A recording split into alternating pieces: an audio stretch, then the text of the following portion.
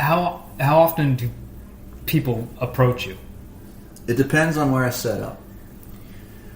That's a good question.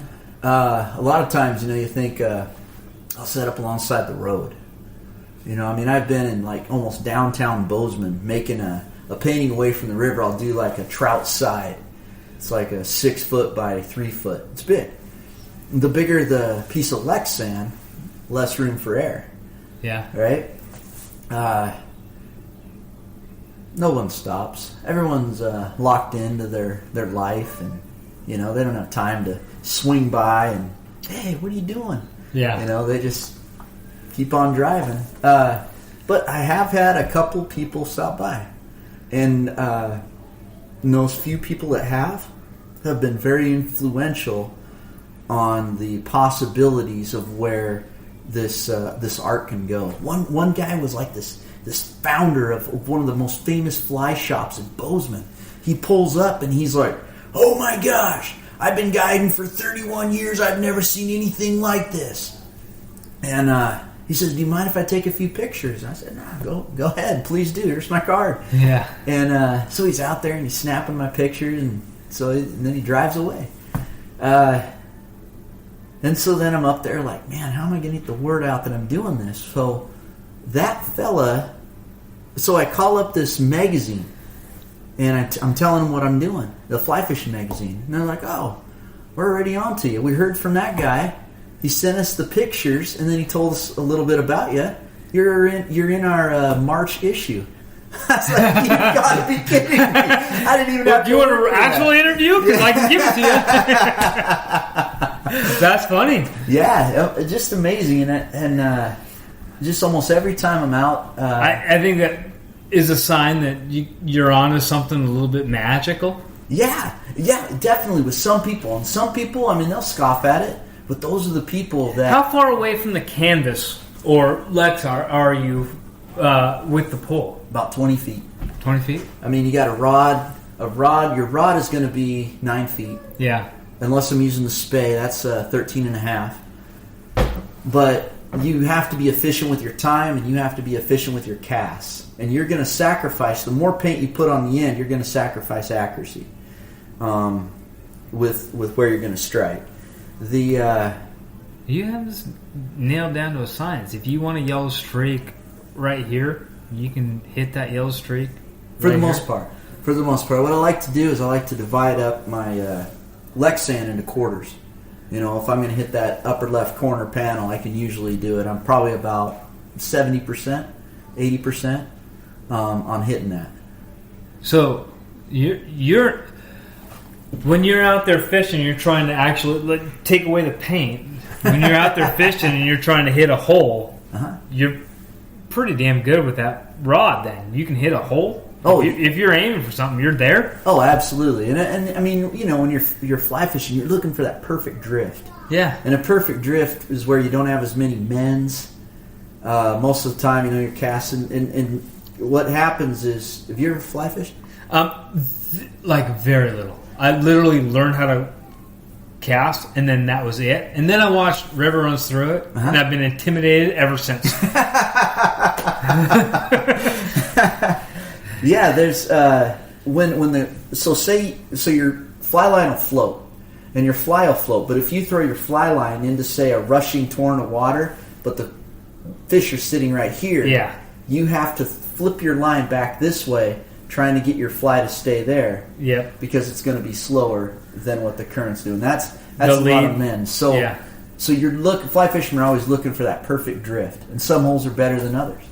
But we do this, call it duck and chuck, out there on the Yellowstone, and it's throwing these big streamers. It's almost like you're bass fishing.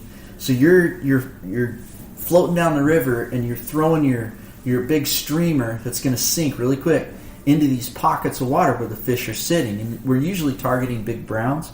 And you're throwing it off the bank a couple inches, and then stripping. And then it'll come through the hole, and then you send it up, and then you send it back to another hole that the boat's coming into. So as far as accuracy goes, I think that's what every fly fisherman wants to be good at. When did you start fly fishing?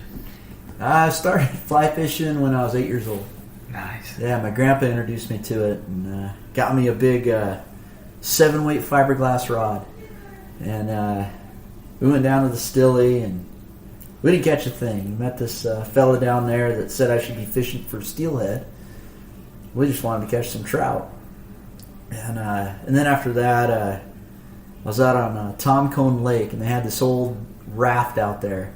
And I went out there, and I caught a fish like that big on this fly that I found on the bank. And, and then ever since then, it was just fishing the creek about a mile from our house where it made sense. It made sense to fish that creek at that time with a fly because you caught hundreds of fish, and you never lost your gear. You just float that fly right on top. It was never hanging up or anything. Yeah. Yeah, they just loved it. I can identify with that, with the never losing your gear part. Because I got into bass fishing a little bit, and then I took a couple people that weren't into bass fishing as much and lost $300 worth of gear in an hour. Here, take a worm. Yeah. When I'm down there too, it's that idea that fly fishing is this community and it's this culture, and I just love giving folks a fly that I've tied. And I mean, I meet so many people that have never done it. Yeah. And they're in Montana and they're going to try it out. And, trying to give them some flies that work and get them into a fish and just have them experience that art, that weird thing that we've come up with to try and catch fish with a piece of yarn lashed onto a hook. Yeah, I absolutely love it. It's fly fishing is this romantic goal that I have, because it's one of those deals where I passed the opportunity when I was a younger kid to go into it because I had other interests. I was a way more athletic, school athletics and getting into that kind of stuff. And then as when I was in my 20s, my vacations went up before married, before kids, before anything else. My vacations were pack up my sport coupe with fishing gear, and I didn't have any kind of formal training whatsoever, but I just like to go and hit, like I would go along the river and find a grease hop, and whoever was old eating breakfast at this bar, I'm going to talk to them saying, hey, I'm here to fish. Where should I go? I always found someone who told me where to go. I'm like, I'm not a fly fisher. I'm whatever. I'm bass fishing. I'm trout fishing, whatever. I got like a couple of rapalas and I got a couple of worms, man. Where do I go? And the best vacations I ever had was sleeping in my car and bar hopping. Yeah. Talking to locals saying, no, go hit this hole. Absolutely, yeah. And so, like, I have a passion for fishing. I just never pursued it. So it's fascinating to kind of hear that evolution of now you're so damn good, you can make a living off of art. Yeah, well, you look at art and you look at... Prior to this, you were teaching? Yeah. Yeah, and I'd have a high school class full of kids, and you're trying to explain this love and these concepts that you have for what you're doing, and you grab the attention of a couple, but I want the whole thing. I want the whole class, and they're just at that age, and I don't know. I look at that and I just wonder about the impacts that people have in other people's lives, and I just think that this idea is bigger than myself, and I think it's almost profound. So I'm going to pursue it to make sure that it has a place in the world. Prove your point. Exactly. And then educate from there. Yeah. It's like I get it. Here's an example. Here's you look. Okay, two things, I guess. So I'm soul searching, right? I'm like, God, how does my art have value at all? I mean, why would anyone want to buy this? And as an artist, you have these doubts that you have to question.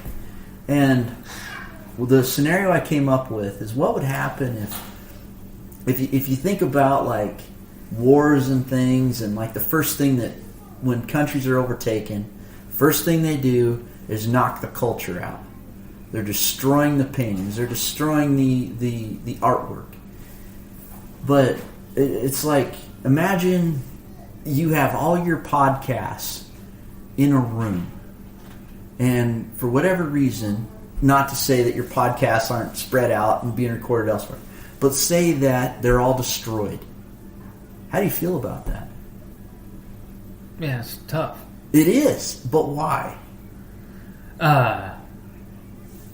There's heart and soul in there. There's heart and soul in there, and what you've done and what you're doing is you're defining a moment. You are defining history. And if it doesn't matter if an artist's work just sucks or whatever, they had something to say. And if that is gone, the world is a lesser place for it. Yeah. And for that reason alone, I would say that the art has to have value. Because what it said and now it's not. It's not only less for humanity, but it's less for that moment in time. There's a definition. This is what's going on right now. Yes, exactly. That's what, like, I crack up because for Christmas we got a annual pass to the Children's Imagine Museum down there in Everett, which has a bunch of awesome stuff for kids to play with. One of them is a stage with a microphone. And my son, who's 3 years old, he's almost 4, he grabs that microphone and he starts talking. All he's doing is talking. He's just saying everyday stuff, blah, blah, blah, blah, blah. And I ask him what's going on. He's like, Daddy, I'm doing a podcast. Yeah. And he recognizes that, like, to me, that was the proudest moment of my life at that moment, because my son gets it. Yeah. I'm creating. I'm doing something. I make. We pay for everything around here with the job I have, but the passion is there. Yeah. At this, doing this, and my kids recognize it, and that's what I hope to pass on to them. Is like pursue what you're passionate about. Yeah. You find something that you absolutely love doing, and it doesn't matter if you go to college. It doesn't matter if you do all the other stuff. Like, learn as much as you can about what you're passionate about. I totally and you're agree. Going to be the best at it. Yes. Yeah, absolutely. and then the other side of things too is like, what is art's purpose?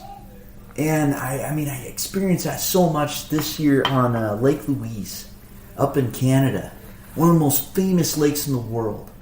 And I set up shop right along this paved trail that goes right along the side of the lake. In Canada, they're so chill about stuff, And I'm standing out in the lake. It was cold. I couldn't feel my legs, but I didn't care. You're not waders. No, because I want to bring that idea, that image in someone's mind, and it worked like a charm. And I mean, as far as art goes, if I can change the way a painting is seen, if I can change the way a lake is made, or a lake is viewed, or how a painting is made, in just the process alone, I think it's the most basic level. That is art's job to do. Is you change the world in some small way. Yeah. And it worked like a charm, because this would happen. I'd be out there and I'd be painting away, and it's this cool bluish greenish color, and you don't find that everywhere. Yeah. And people are walking up. I mean, there must have been 1,000 people coming up that trail, and everyone, at least 70%, would be like, "Oh, he's fly fishing." And then they would come a little bit closer, and then they would say, "Oh, he's painting." So from when they said he's fly fishing to then he's painting, they then had to recognize what was taking place. And when